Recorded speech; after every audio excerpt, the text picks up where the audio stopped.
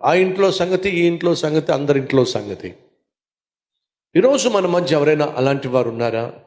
ఇప్పుడు పరిస్థితి ఏమిటయ్యా అంటే సెల్ ఫోన్ వచ్చేసింది, అలాగే స్మార్ట్ టీవీలు వచ్చేసినాయి.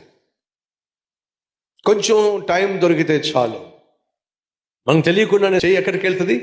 Cell phone.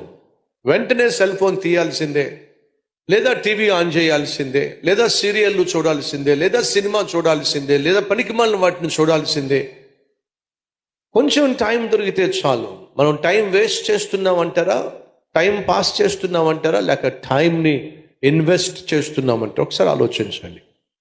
నువ్వు టైం వేస్ట్ చేసే వ్యక్తివైతే దేవుడు నిన్ను ఆశీర్వదించటం కష్టం.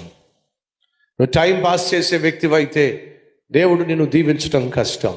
దినములు చెడ్డవి గనుక అజ్ఞానుల వలె కాక జ్ఞానము కలిగిన వారై సమయమును సద్వినియోగపరుచుకోండి.